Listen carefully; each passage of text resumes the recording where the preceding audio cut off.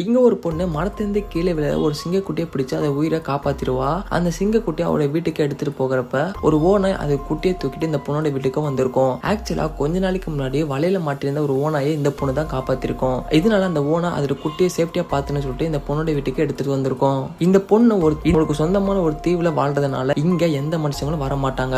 இதனால அந்த பொண்ணு இந்த சிங்கக்குட்டியும் இந்த நரியும் வளர்க்க ஆரம்பிக்குது.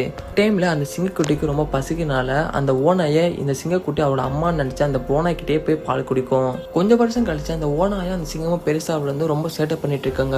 ஒரு நாள் அந்த பொண்ணு ஒரு வழியில போயிட்டு இருக்கும்போது தெரியாம ஒரு கலையில அடிச்சு கீழே மயக்கம் போட்டு விழுந்துடுறா. இதை பார்த்து அந்த சிங்கமும் ஓனாயும் அவளோட காவலுக்காக ஒரு பக்கத்துல உட்காந்துட்டு இருக்குங்க. இதை தூரத்திலிருந்து பார்த்த ஒரு பெருசு தப்பா நினைச்சு போலீஸுக்கு போன் பண்ணிடுறாங்க. போலீஸும் வந்து இந்த சிங்கத்தையும் ஓனாயும் பிடிச்சி ஒரு ஜூல போட்டுடுறாங்க. ஆனா கடைசியில ஓனாயும் சிங்கமும் பயங்கரமா பிளான் போட்டு அந்த ஜூல இருந்து தப்பிச்சு கடைசியா அந்த பொண்ணுகிட்டே வந்து சந்தோஷமா வாழ்ந்துட்டு இருக்குங்க.